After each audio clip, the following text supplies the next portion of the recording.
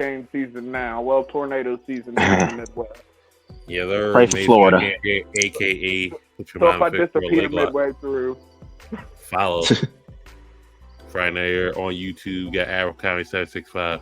It's about AKA Eastside Reviews. A lot of stuff going on today. So, a little small tidbit before we go into how everybody turning on Jey Uso and the Vinny Mac doc, the Mac Militant. the 6 hour doc, I still feel like we could get if you want to give us some new shit, we could get some more. So I know it's normalized mostly in wrestling, but we haven't seen it from WWE in a while, arguably. How do you feel about the Tony Khan tacking on a year of Rey Fenix's injury contract so he won't be able to sign WWE? We won't see the Lucha Bros till late 2025 even. So here's the thing. WWE been practiced this a long time ago when people were trying to leave, and I think I feel like Aleister Black broke the mold because of mismanaging and paperwork, because NXT contracts are different from WWE contracts. Yeah. And we haven't really seen that in a long time in terms of John Moxley going over there. Here's the thing. Sasha going over there. Everybody going over there. I think it's as simple as this. We wouldn't care that Tony Khan did that if he didn't champion himself as being different from the Evil Empire for so long. Like that's exactly what I was about to say. Harvey Weinstein of wrestling. But what I'm saying is go right ahead. He wasn't handing out fucking no compete clauses when niggas left and shit like that. Tony was supposed to be the cool one. Oh, if you don't want to be here, I don't want you to be here. Da da da da da. And now we're starting to see that he's realized that maybe some of the stuff we criticize the WWE for were just sort of like standard business practices. Like, here's the thing. It's like contractually, he can do that. And I have no problem with that. Like, I really didn't have a problem with WWE doing that because it's in the contract. Read your contract, get you a lawyer up, get your people or whatever. What I have a problem with is the hypocrisy from the AEW crowd, because it's just like, oh, if this were a WWE person, y'all would be online bitching about it. Remember the Free Ali stuff? Y'all would be bitching about it, but it's not WWE, it's AEW. So just mum and silent all around. So yeah, for me personally, no problem with it. Rey Fenix, we'll see you in 2025, buddy. Penta, hey, have fun doing your run in NXT until your brother is able to compete. But yeah, like it's not for us. Like, I don't think any of us have a problem with it. It's the hypocrisy that I'm kind of like that grinds me. It's just like, okay, if this was the other company, y'all would be bitching about it. That's a fact. And I think it hurts more though now that we're seeing. I think it hurts the AEW stands more now that we're seeing WWE being more progressive, if you will. We're seeing more people leaving with their names. We're seeing more people we're seeing inner promotion work from WWE, which isn't something that happens too often. And I think it's starting to shift even the AEW base a little bit. They're like, yo, I think they're slowly coming to the realization that AEW is bad TV at the moment. I also think that when it comes to how people are being treated when their contracts are coming up, like with WWE, either you're just, hey, we're gonna put you off TV and it's not that big a deal, or they find a way to use you well. Like, look at Ricochet. Up until his contract expired, dude was on TV in programs, putting on matches, doing all this stuff. But then you look at your boy Daniel Garcia. Apparently, the bidding war of 2024 wasn't about MJF; it was about Daniel Garcia. Yeah. That dude is MIA. So is Ricky Stark. So is Wardlow. Although Wardlow's injured, it's just like y'all are now seeing that AEW is kind of having to run itself a little bit differently.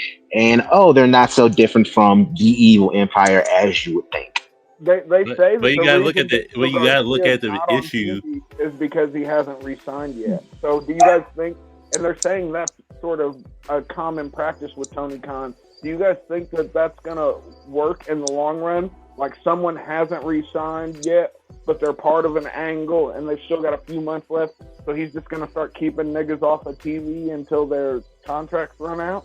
But you gotta look at you gotta look at how progressive it is, though, and now the increase of it.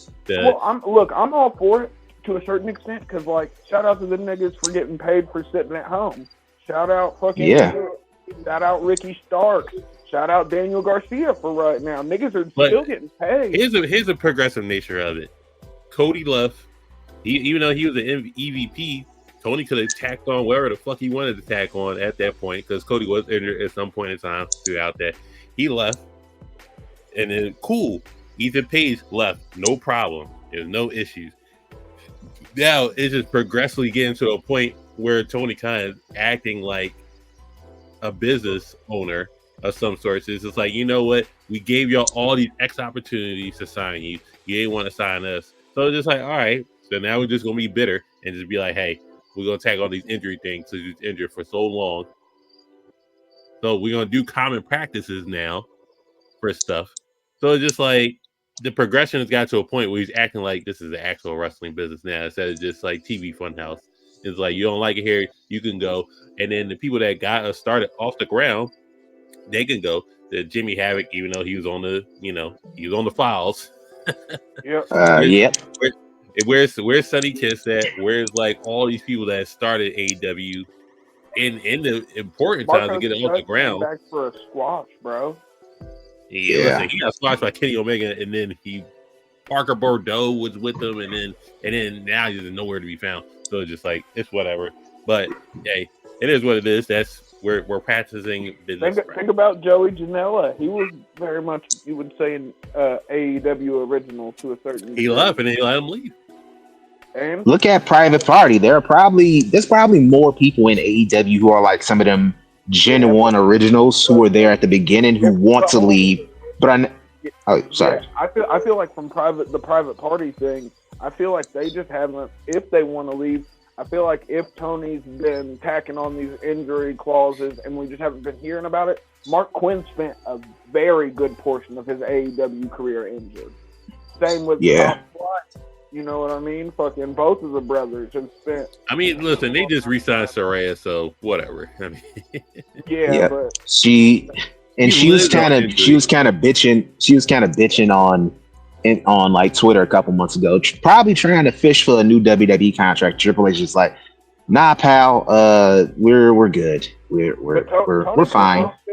He's spending the money for promo though, because I've noticed in the past couple days we've had both Swerve and Mercedes on the Breakfast Club, which is like bitching about WWE instead of promoting AEW. Yeah, instead of promoting AEW, they're just sort of taking shots, and it's kind of weird. To be fair, they're asking them about WWE, and no. Jade Cargill was asked at one of these recent things about AEW, and she was just like, "Hey, tired of answering questions about AEW."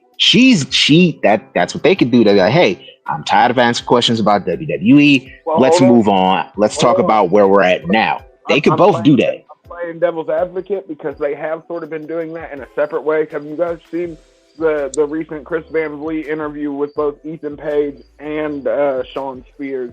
They did manage not so much overt digs, but there were just like how the atmosphere at AEW isn't really conducive to learning anything. Ethan Page is pretty much saying, I never got the opportunity to do what I can do, which is true. Were not helpful. He also said blatantly that the niggas backstage were not helpful.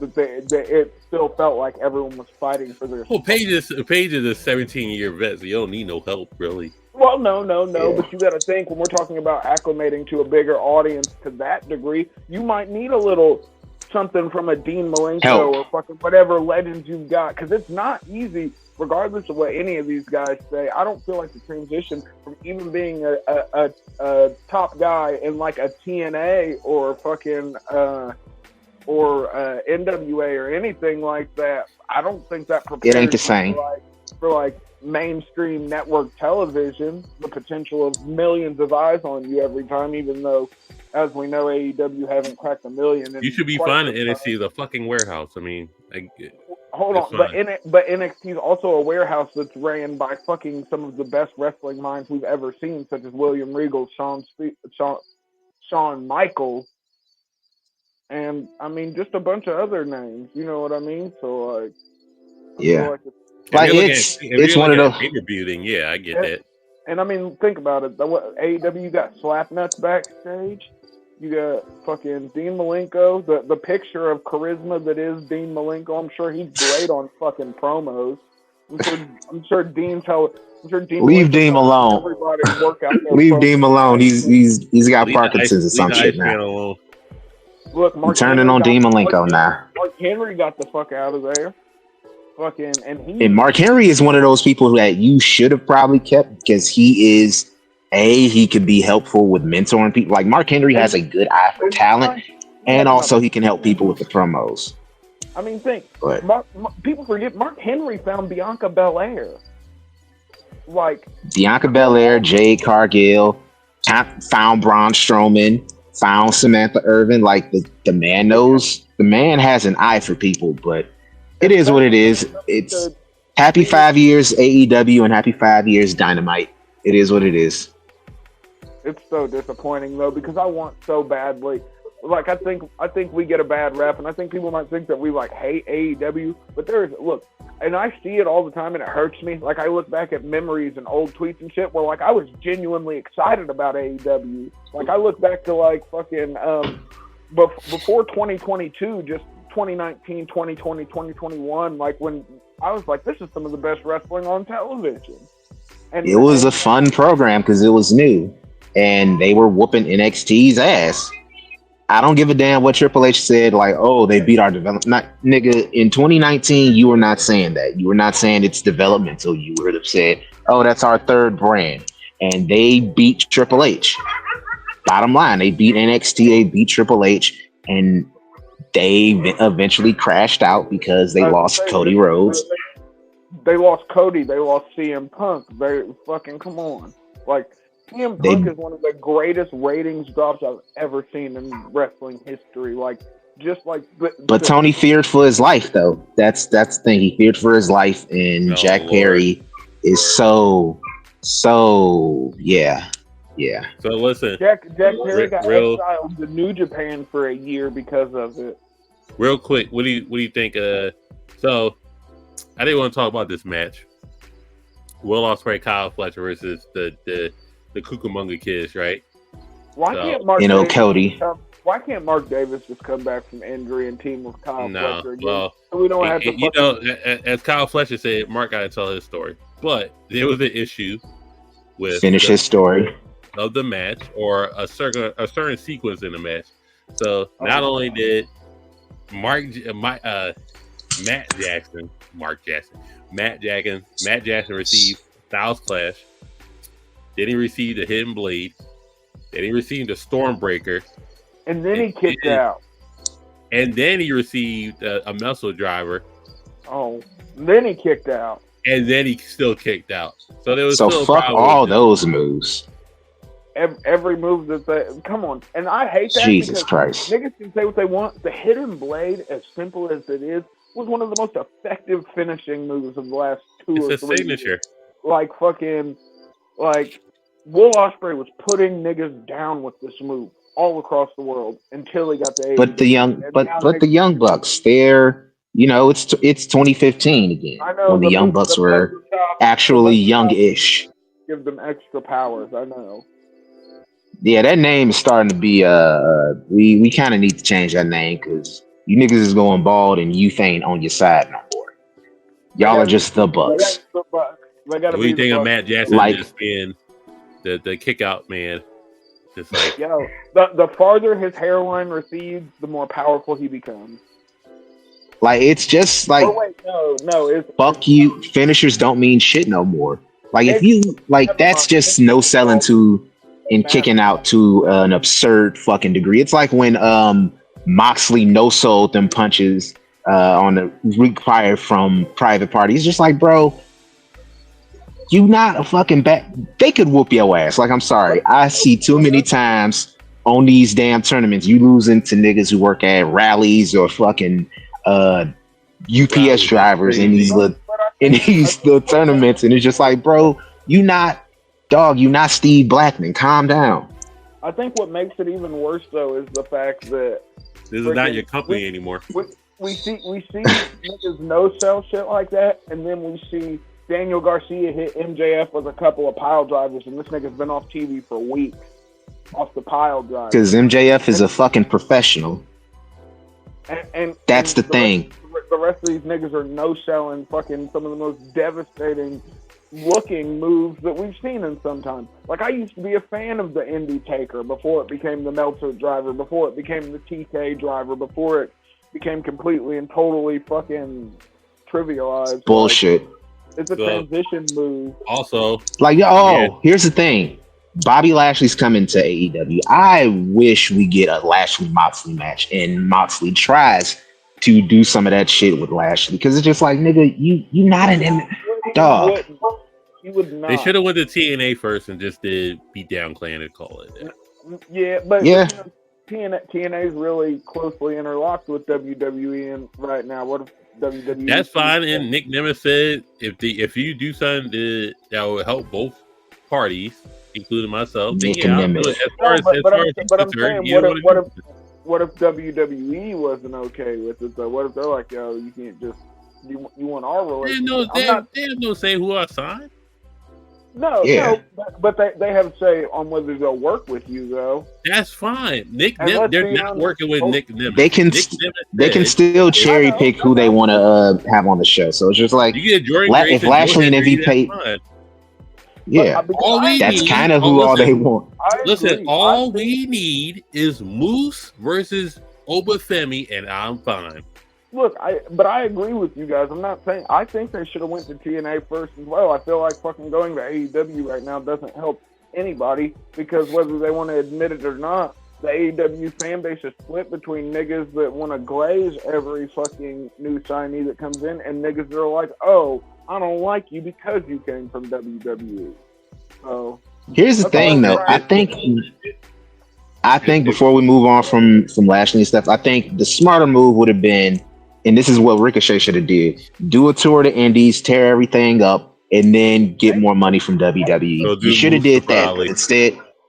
But no, Mustafa Ali's not going. Like, WWE's moved on. Like, nigga, you ain't special. Like, but Lashley, Ricochet, they probably would have got re-signed. They did that already. Let's not do it again. Mustafa Ali's done some good shit on the Indies. Okay. You know what? You're right. Give him credit.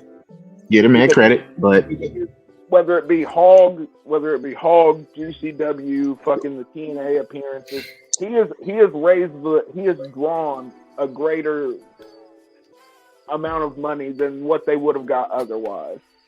And that's what does it say about AEW that Mustafa Ali is just like, nah, is just passing on them? Because same thing with Matt Cardona. If we're gonna be completely honest, more money in the Indies it is for doing a contract. Ethan Page, even in to go back to the Chris Van Vliet interview, that nigga said he had 60 or 70 shows booked up for the year before when he left AEW, before fucking WWE called him. And if you're thinking, yo, them niggas ain't making no less than a grand, $2,000, probably more depending on the fucking promotion. But you think you add up fucking $2,000-$3,000 a pop, you do 60, 70 matches in a fucking year, and this is per match, yo. Well, listen, I do want to ask this question without knowing the history of ROH. What do y'all think about the Danielson match with Nigel McGuinness? Okay, you're saying I don't know about all the amazing matches that happened in ROH beforehand. Correct. Like I'll say 60% of the wrestling fans right now, they just don't. Yeah. Well, see, that's probably low. I don't know. I'm being generous.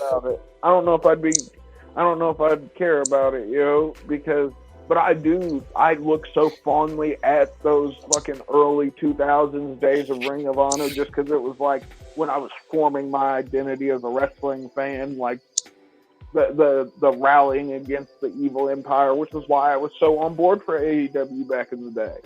But yeah, if I don't know about any of the Ring of Honor shit, then why would I care that fucking Bryan Danielson's about to fight the announcer who used to be a wrestler? The announcer, like the Cody Rhodes. Oh, when are we getting that Cody Rhodes Corey Graves match? That's what people would probably see it as the equivalent to. For me, I have kind of the opposite. I'm close to an in-ring comeback though, and I would like to see it, but I'm a little bit of a old school NXT mark. So for me, because I'm not as versed in old ROH, like I know about it, but I wasn't watching that shit back in 05. Like I was in middle school, going into high school, not on the internet or being an internet fan, and so I don't have any attachment to it. So I'm like 90% of the fans. I only care about it in retrospect from the documentaries and stuff. And I do appreciate, and I do think it's kind of cool that Nigel got to go back and watch, like that. Nigel got to come back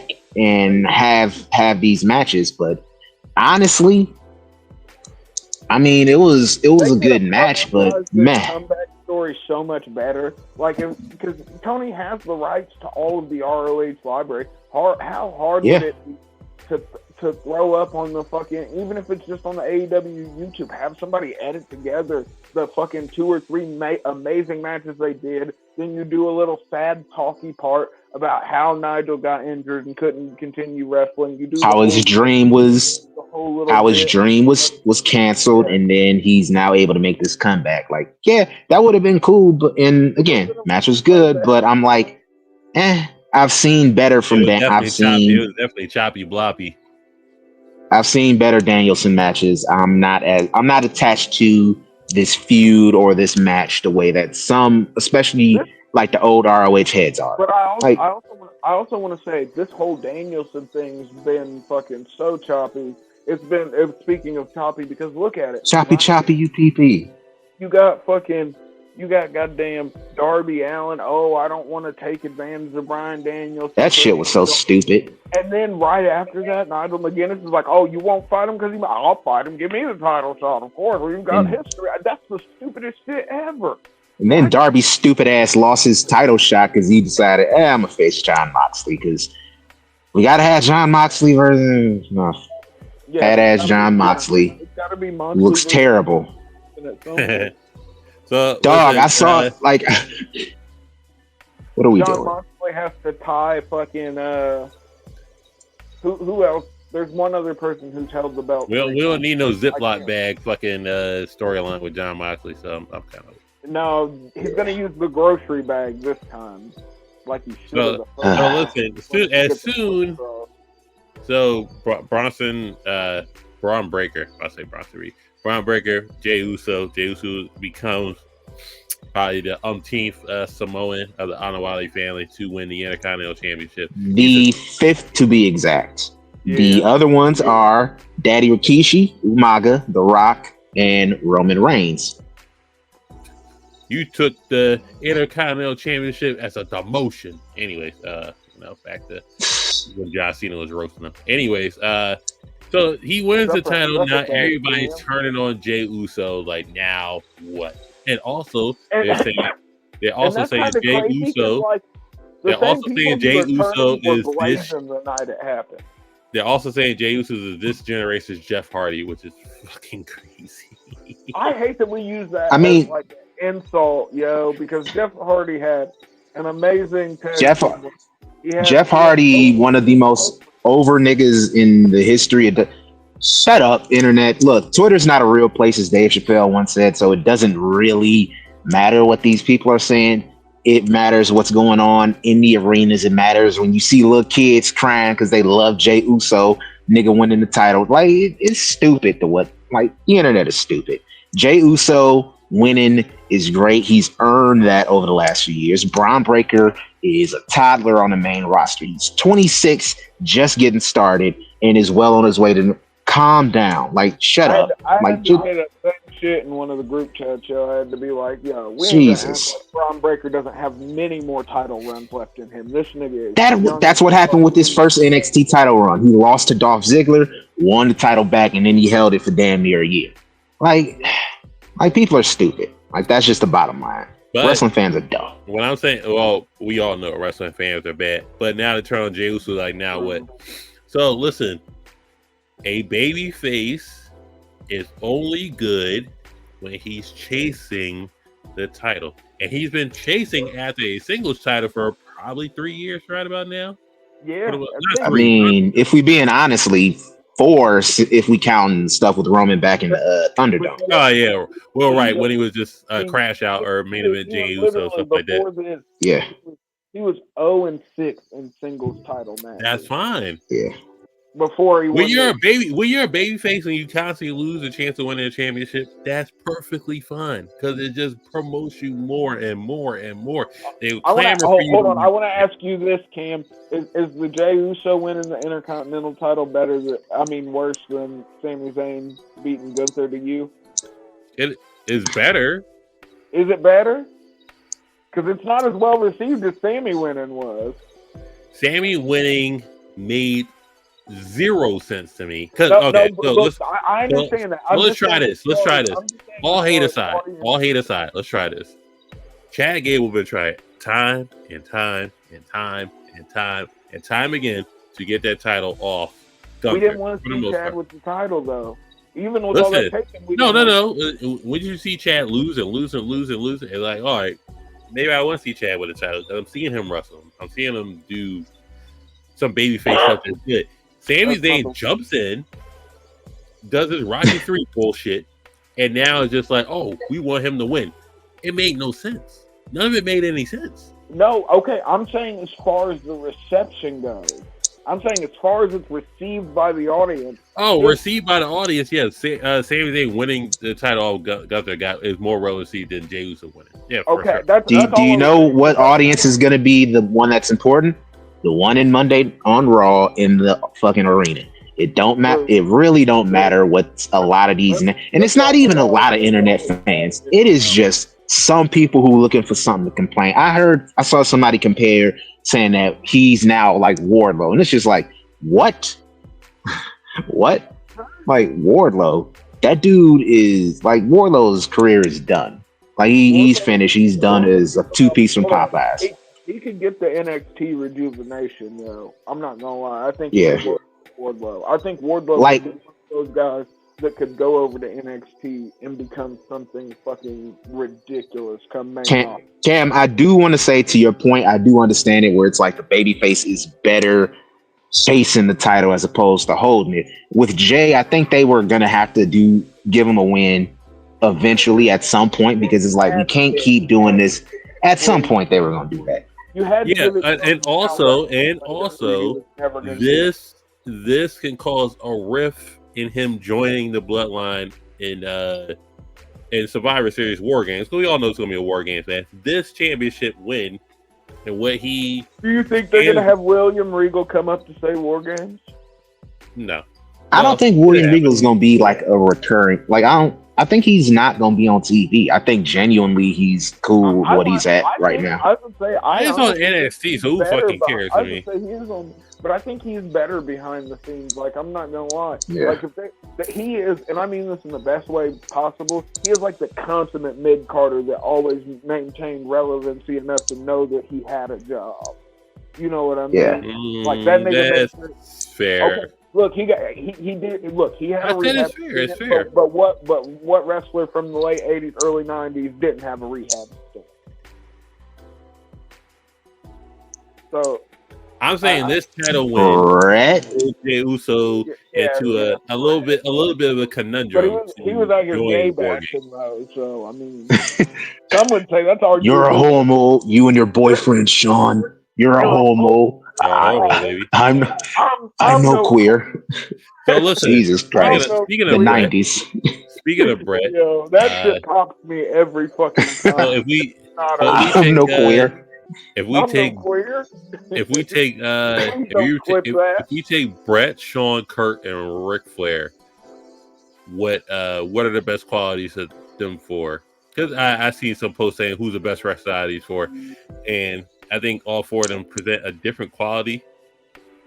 If we're talking showmanship, you got to go Flair because like I'm not even the biggest fan of 80s wrestling, but when I go back and I see like the old Flair matches, like Flair Steamboat, shit like that, I'm like, yo, this nigga, he knows the audience he's playing to, and he does that shit masterfully. If you got Flair over Shawn and showmanship? No, I don't. Here's what I have Shawn for. For Shawn, I have selling. Because nobody of that group, Shawn Michaels sells better than anybody. You have Shawn over Flair and selling? See, Flair would do it to a comedic extent. Here's the thing. Here's the thing. Happen with Hogan? I'm just having the question. Here's the thing. We're gonna have one of these. Two of these dudes do have a lot of overlapping qualities. Like Ric Flair and Shawn Michaels have some stuff that overlaps. So we're gonna have to choose one over the other. Yeah. What I'm saying with Angle made it look real. He was also a fucking Olympic gold medalist, Cam. So he's the most legit of all those guys. Made it look real. If he can win a gold medal with a fucking broken neck, he can fucking make wrestling look real. Come on. Once he got like hooked on to that, like Kurt Angle is the most like, all right, he can dial it up and be legitimate at any time. Kurt Angle also never really tried to fight the crowd. Like from that first heel turn, you know, like he didn't really fight it. He went with it and it fucking worked. And that's what going back and watching Kurt Angle early when he came on, it is amazing how quick he got. Like he nailed his character because it was just Vince just basically said, hey, go out there and just say who you are. Like, I'm, a legitimate athlete and people are going to hate you. And it was easy work from a heel, but he did it so well. So they also, Kurt's character also, even behind the scenes in the locker room, even with the Daniel Puder shit, and you saw like three of the hardest hit niggas in the Royal Rumble was just like, let's fuck this nigga up because you tried to disrespect us. I mean, Hardcore Holly, Chris Benoit, and Eddie Guerrero. Jesus Christ, that poor Daniel Puder, that nigga. I mean, Hardcore Holly. That's what you get for trying. That's what you get for trying to show off. Stupid. That's what you get. Oh, do we have Brett being the best technical out of the four? Out of the three. I was about to say I don't. Would you say Bret Hart is a better technical wrestler than fucking Kurt Angle? Absolutely. I disagree. This is crazy. I disagree. Kurt made it look real. I get it, but Bret was the most technically sound. No, listen, if Bret was the most technically sound, he would have went to the Olympics. Bret never injured anybody during one of his matches, too. That is very true. Bret was the constant worker. He was the consummate professional. It was Shawn's fault. Then it was Bill Goldberg. Bill, you guys said the whole name. Bill Goldberg. Bill Goldberg. Like fuck Bret still wrestling after he had a massive ass concussion. Nah, it's all Williams' fault.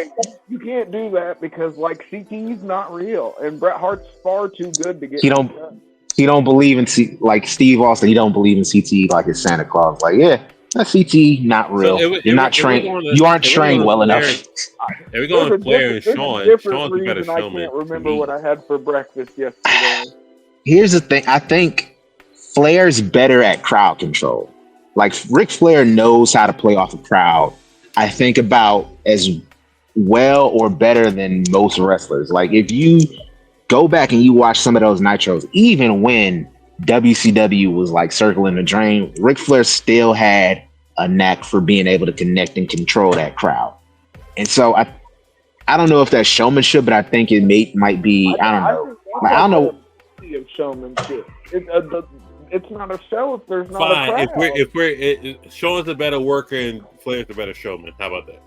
I can get behind that. Yeah, I think, and I feel like you guys know this. I'm not like the consummate old head wrestler guy. Like I love the matches that happened in the past, but like I said, I grew up very much like in that internet wrestling era, watching these independent shows, fucking with a healthy disdain for fucking the WWE as time went on.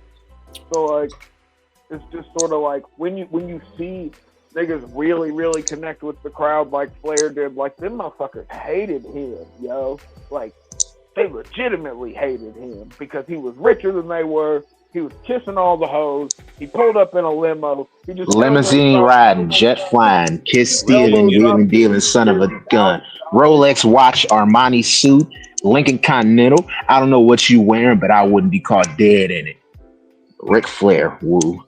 And then he's like I said, he's gonna elbow drop that Armani jacket right in the middle of the ring. And he's probably gonna have your girl and or your girl's best friend in the hotel waiting for him because she's just okay with kissing fat girls too. He's okay with kissing even fat girls the fat too. one right there. Even the fat one, Rick. Even the fat one. Just disrespectful. That's messed up, but it's hilarious. But like I said, that goes in there. Niggas legitimately hated Flair.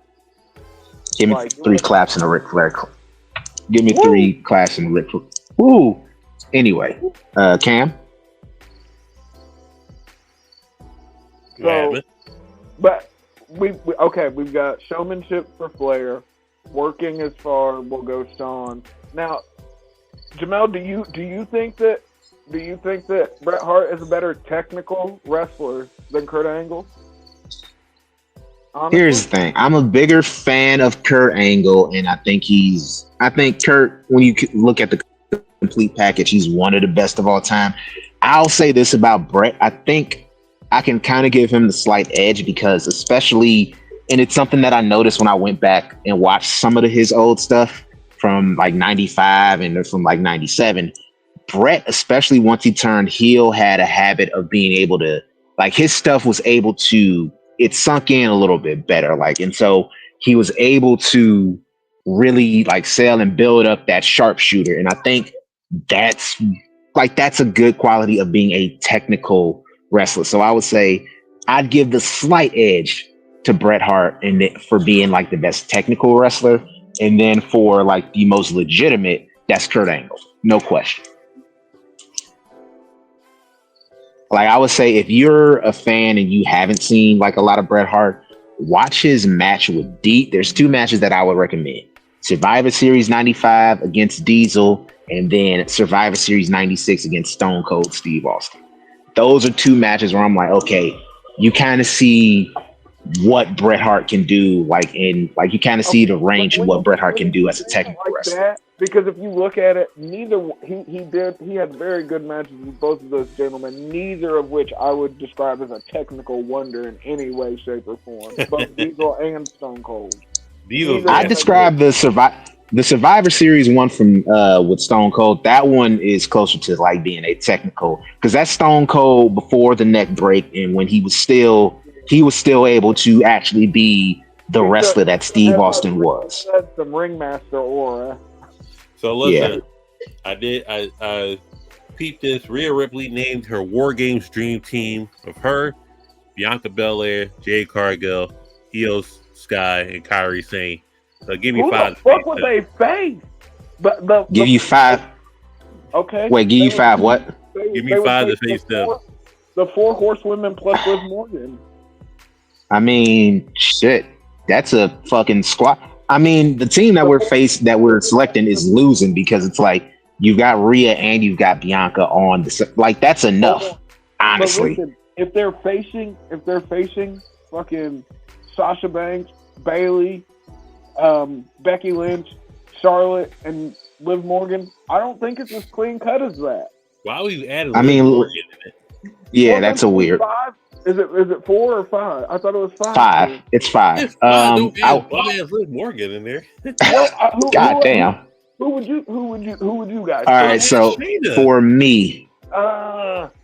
Wait, what about Stephanie though? Stephanie Vaquer or Julia? We gotta see more. We gotta see Stephanie on like an action on this WWE stage. We gotta see some more of her. Go watch an MLCL match, yo. She be getting it. Hold on. There you go with this independent shit. Hold on. I didn't name mine though. Give me the 4 horsewomen and Asuka. What are we talking about? Oh, you're right. You're right. I didn't even think about. Yeah, that's a good point. Yeah. If you can't add Sasha, okay. Shayna, Asuka, Charlotte, Becky, and Bayley is crazy. Yeah. Okay, here's my team. It would be Charlotte, obviously, Asuka, obviously, Becky, sure, why not? We gonna have Bailey, and we gonna have Shayna. I'm not picking Mercedes, Sasha Banks. We got Shayna, we got Asuka, and we got the three good horsewomen. Yeah, the three good horsewomen is dastardly. One of them left. I'm sorry.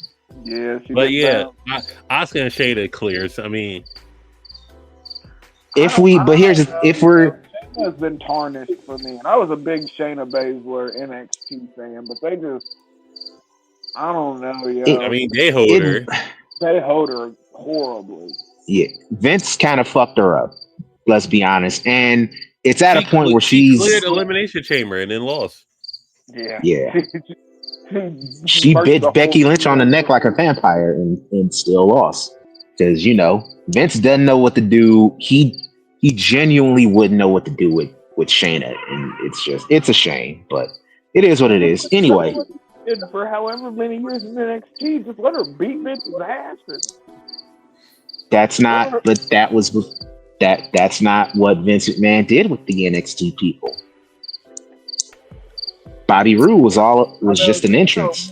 Poor Austin Theory, There ain't nothing that could be worse, than being brought up and think you gotta have these matches. Like, niggas forget all the time Austin Theory beat John Cena at WrestleMania. Like, he beat John Cena and it did him no favors. Yeah, which is crazy. The Cena run. And John Cena told him it wasn't gonna do you any favors.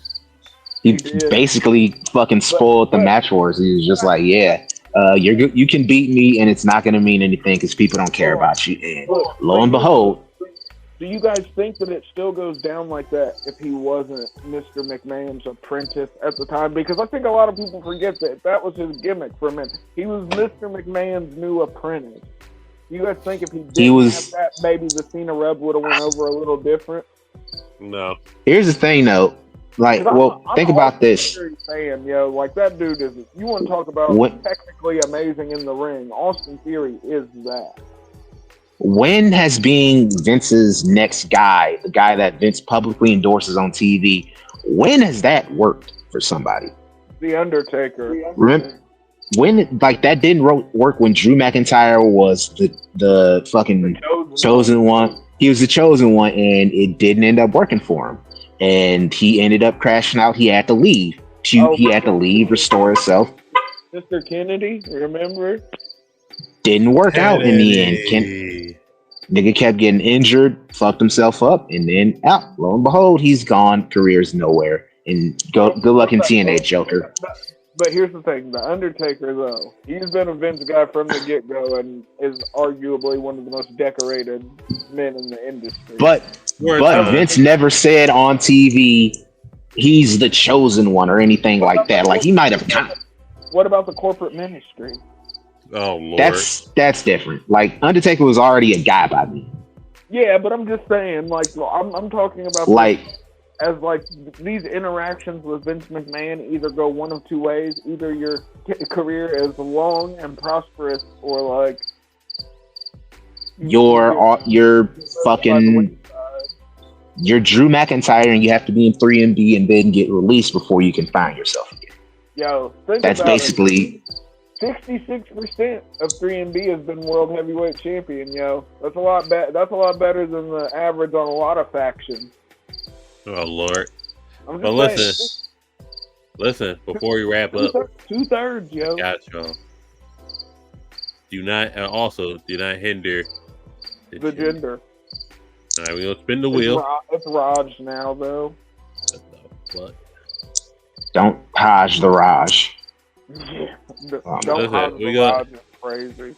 We're going to spin the wheel, and you're going to make a pay-per-view card. Spin the wheel, make the deal. Spin the wheel, make the deal. Hell yeah, let's go. All right, you're going to make a pay-per-view card. I need a 5-card match. And you can make the stipulation however you want. But we're going to try. Who wants to go first? I'll go first. You're on the wheel? You going first? Yeah, I can go first. Okay, spinning the wheel. You have Triple H. Okay.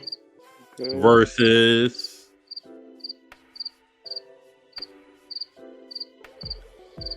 Kevin Owens. Ooh, Triple H versus a Triple H guy.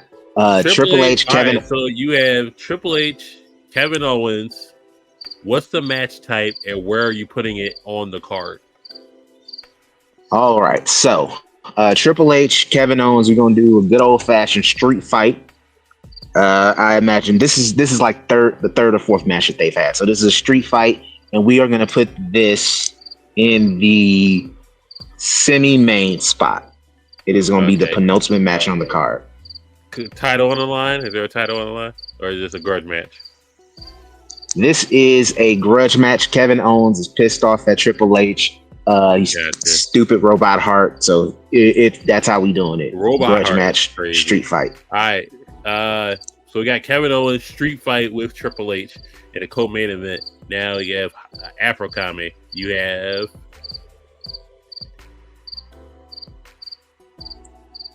Edge versus Adam Copeland. Adam Copeland. You got Edge versus Seth Rollins. What are you doing with that? Oh, that is actually super amazing. They actually cooked back a couple of years ago. And I'm going to put them, of course, I'm going to put them in a ladder match for the heavyweight championship.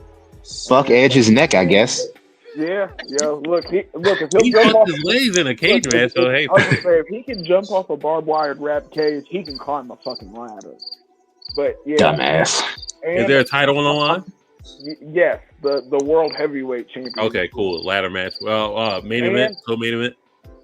No, opening the show. Nice. Curtain jerk, Adam Copeland. No draw. Right. Except no pop. What we got with it? You got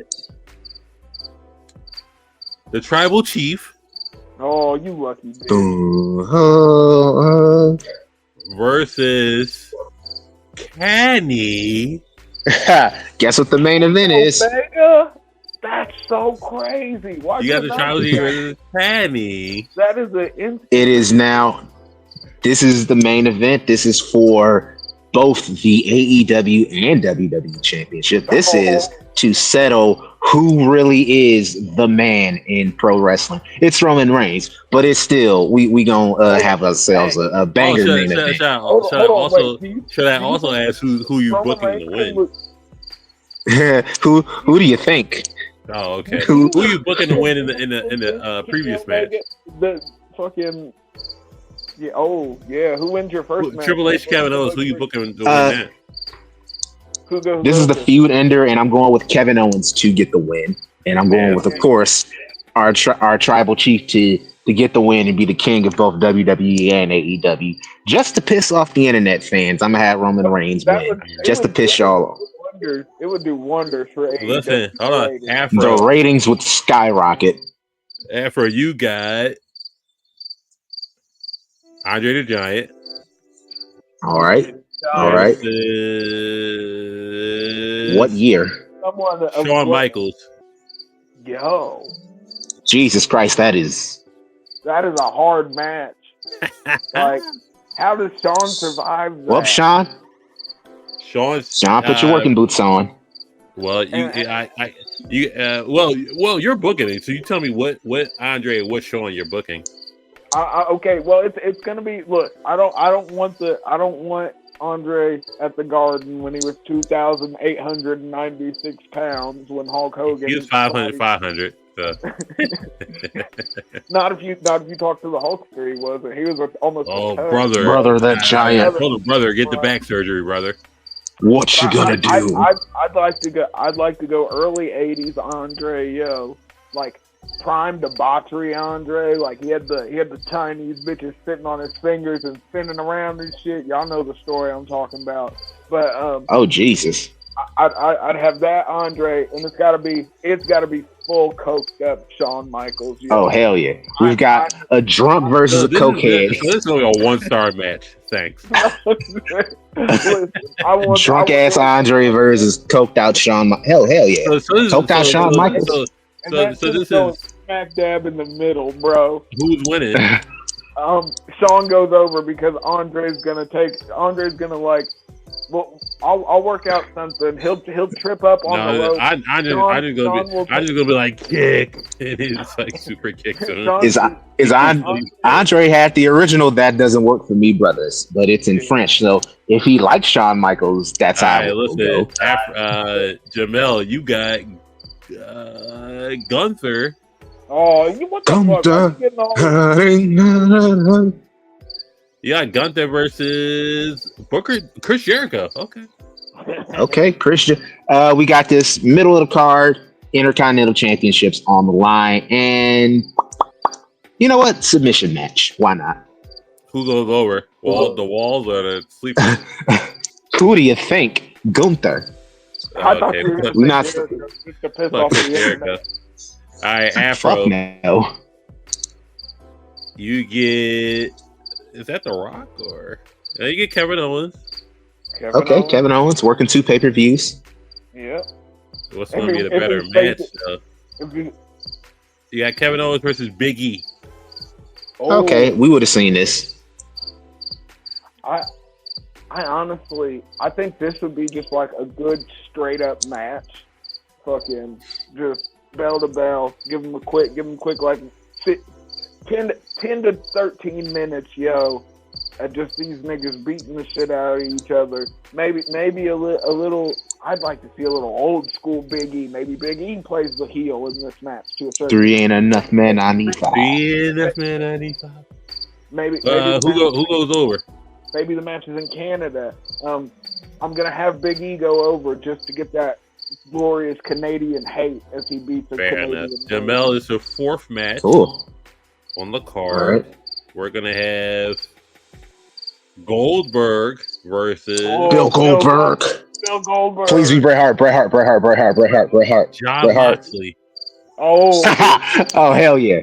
This is the opening match. Squash. John Moxley gets his ass handed to him. This is the opener. Damn. Squash. Would you say high front kick, spear, 1, 2, 3? Matter of fact, this is the one match that Bret Hart will be like, yeah, Bill Goldberg, great work, Bill. It's gonna be the trifecta. We're gonna do that side kick that fuck Bret Hart's brain up. We're gonna do spear, jackhammer, uno dos tres. We're gonna wrap this shit up in about 2 minutes. That's a lot. 2 minutes is a long time if you only gonna do 3 moves. 3 moves. No, you know what? We might be able to do this in a minute. John Moxley, his stupid ass entrance where he walks through the crowd, that's gonna take longer, and he's gonna think he's a badass. He's John Moxley. Goldberg, wham, sidekick, wham, spear, wham, jackhammer. It's over. He's trying to intro. All right, it's over, and Goldberg walks out with Renee Young. God damn. So you got Randall Keith Orton. Oh, the Viper himself, okay. Versus Rey Mysterio. Booyaka. We've seen this before. It's a very booyaka match. I think this will once again just be another. I hate to put these guys in the mid card, but I'm holding out because I haven't put down a main event. We still got one more match after this. Yes, sir. Yep, so I've got my second match on the card. I'm letting it all ride out, fucking on the main event. So these guys will go right. These guys will go right before fucking the mid card. Like they'll go right before Andre Sean. All right, middle of the card. Jamel, Cokehead Sean. Second match will be Triple H. No, it will be Edge. Ooh. Adam Copeland. Edge working double work.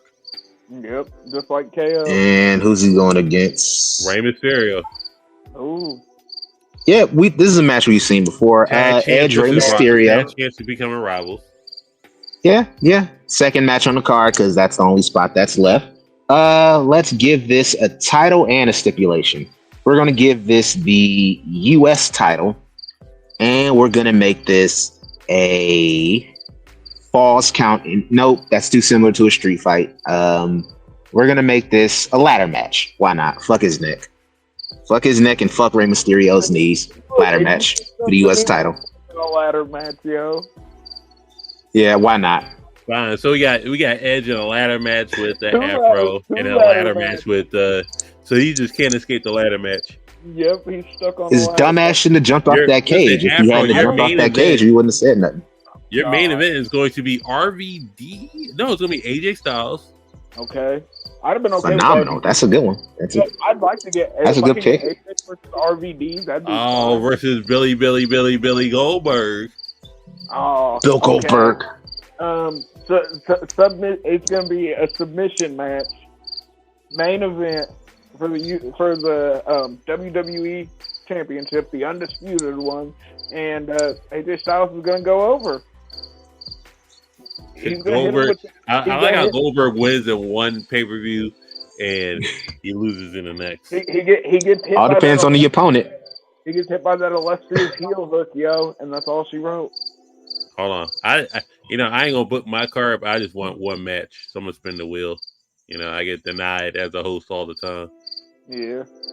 Let me get one. Let me get one good match. Jey Uso, who've been talking about so much. Main event Jey Uso. Yeet.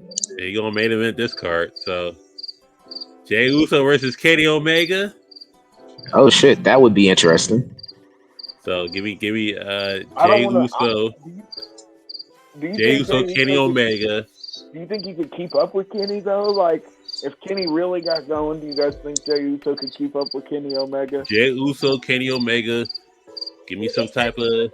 I need some Damian Priest, Rhea Ripley interference in this one, and I'm gonna have the Jey Uso go over. Oh, okay. At least there's interference. Kenny Omega, I think him going over clean on Kenny Omega would low-key be kind of crazy. I probably would have booked it clean.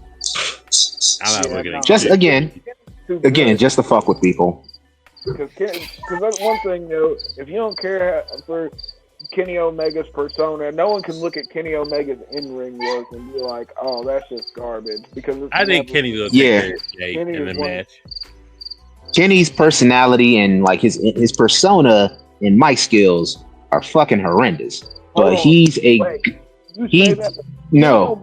Japan he might have been it might have been passable. In America, that shit is horrendous. I'm saying in Japanese, he learned to speak fluent Japanese just to cut promos in Japan. That nigga didn't even cut promos while he was in Japan. He can't cut good American promos. Unless it's Will Ospreay. I'm pretty sure. Unless it's Will Ospreay. Goddamn. That's fucked up, but it's true. He had the bars for Will Ospreay, but he definitely had better promos. The Canadian man had better. He kind of sounds like when like you know those dubs of like old martial arts films and samurai films, and they had English. That's kind of how Kenny Omega sounds when he cuts a promo. Like it's weird, it's whispery, it sounds like it's fucking dubbed and it's 5 seconds behind. Like he's not good in English in America.